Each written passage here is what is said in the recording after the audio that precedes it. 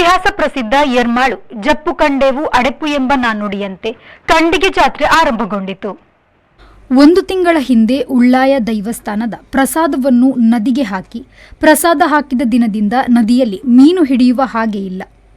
ನಂತರ ಜಾತ್ರೆಯ ಪ್ರಥಮ ದಿನ ನಂದಿನಿ ನದಿಯಲ್ಲಿ ಮೀನು ಹಿಡಿಯುವುದು ಎಂಬುವುದು ಹಿಂದಿನಿಂದಲೂ ನಡೆದು ಬಂದ ಆಚರಣೆಯಾಗಿದ್ದು, 1000ಕ್ಕೂ ಮಿಕ್ಕಿ ಜನರು ಬಂದು ಮೀನು ಹಿಡಿಯುತ್ತಿದ್ದರು.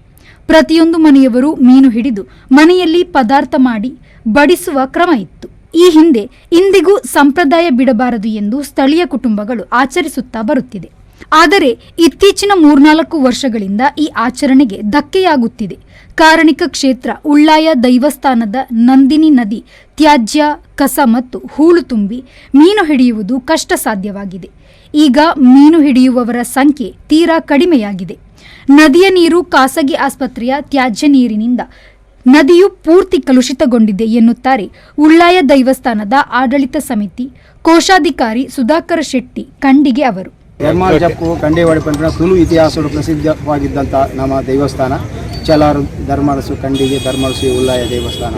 ಇದು ಮೂಲ ಸ್ಥಾನ. ಆಲಡೆ ಕುಟುಂಬಸ್ಥರು ಸೇರಿ ಊರಿನವರು 10 ಸಮಸ್ತರು ಸೇರಿ ವಾರ್ಷಿಕ ಜಾತ್ರೆ ನಿರ್ವಹಿಸುವಂಥ ಜಾತ್ರೆ. ಯರ್ಮಾಲಿಗೆ ವಾರ್ಷಿಕ ಜಾತ್ರೆಯಲ್ಲಿ ನಮ್ಮ ದರ್ಶನಗಳಲ್ಲಿ ಶುರುವಾಗುವುದು ಯರ್ಮಾಲ್, ಕಡೆಗೆ ಆಗೋದು 14 ತಾರೀಕು. ಅದಕ್ಕಾಗಿ ಯರ್ಮಾಳ್ ಜಪ್ಪು ಕಂಡೇವಾಡಿ ಪಂಪ ನಾಲ್ಕು. ಈ ವಾರ್ಷಿಕ ಜಾತ್ರೆಯಲ್ಲಿ 7 ತಾರೀಕು ಅಂದರೆ ವಾರದವರ ಕೋರಿಗುಂಟ, ಅದು ತುಳುವಿನ ಹೊರಗೆ ಒಂದು ವಾರದ ಮೊದಲು ಕೋಳಿಗುಂಟು ಹಾಕಿ ಜಾತ್ರೆ ಪ್ರಾರಂಭ ಮಾಡೋದು. ಕೋಳಿಗುಂಟು ಹಾಕಿದ ಮೇಲೆ ಅಲ್ಲಿ ಯಾವುದೇ ಕಾರ್ಯಕ್ರಮ ನಡೆಯುವುದನ್ನು ಶುರು ಮಾಡ್ತಾರೆ. ಆದರೆ ಆ ಊರಿನಲ್ಲಿ ಸಂಪ್ರದಾಯ ಪ್ರಕಾರ ಕೋಳಿ ಮತ್ತು ಕಡಿಲಿಕ್ಕಿಲ್ಲ. ಆ ಊರಿನ 1 ವಾರದಲ್ಲಿ ಆ ಕ್ರಮಣ ದಿವಸ ಬೆಳಿಗ್ಗೆ 7 ಗಂಟೆಗೆ ಮೀನು ಹಿಡಿಯುವ ಕಾರ್ಯಕ್ರಮ.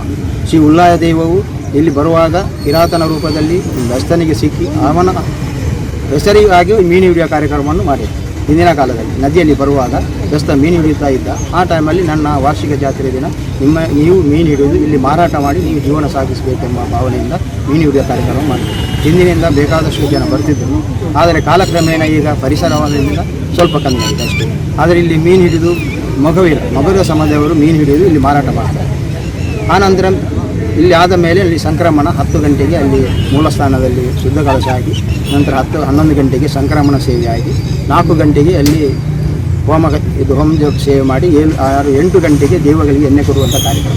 ಆ ಎಣ್ಣೆ ಕೊಟ್ಟ ಮೇಲೆ ಸೀದಾ ನಾವು ಫಸ್ಟಿಗೆ ಇಲ್ಲಿ ಇರುವುದು ಬ್ರಹ್ಮಸ್ಥಾನ ಬ್ರಹ್ಮಲಿಂಗೇಶ್ವರ. ಆ ಬ್ರಹ್ಮಲಿಂಗೇಶ್ವರ ಕುಮಾರನ ದರ್ಶನ ಮಾಡಿ ಕುಮಾರನ ಅನುಮತಿಯನ್ನು ಪಡೆದು ಇಲ್ಲಿ ಮೂಲಸ್ಥಾನದಿಂದ ಭಂಡಾರ ಅಲ್ಲಿಗೆ ಮೂಲಸ್ಥಾನಕ್ಕೆ ಹೋಗಿ ಭಂಡಾರ ಮನೆಯಲ್ಲಿ ಮೂಲಸ್ಥಾನದ ಭಂಡಾರ ಹೋದ ಮೇಲೆ 12 ಗಂಟೆಗೆ ಹೋಗಿ ಭಂಡಾರ ಹೋಗಿ ಅಲ್ಲಿ ಮೂಲಸ್ಥಾನದಲ್ಲಿ ಧ್ವಜಾರೋಹಣ ಆಗುತ್ತೆ.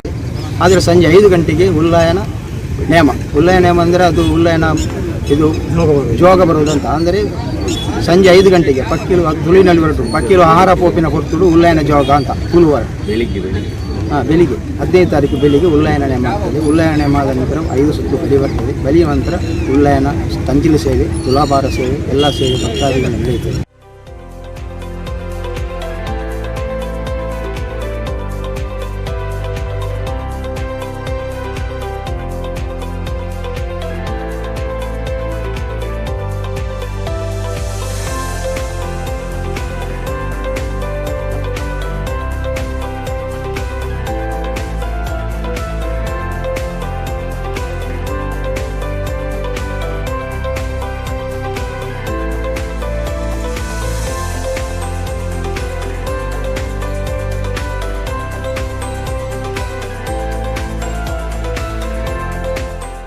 ಕಂಡಿಗೆ ಜಾತ್ರೆಯಲ್ಲಿ ಹಲವಾರು ಮಂದಿ ಭಾಗವಹಿಸಿ ಮೀನು ಹಿಡಿಯುವ ಸಂಭ್ರಮದಲ್ಲಿ ಪಾಲ್ಗೊಂಡರು.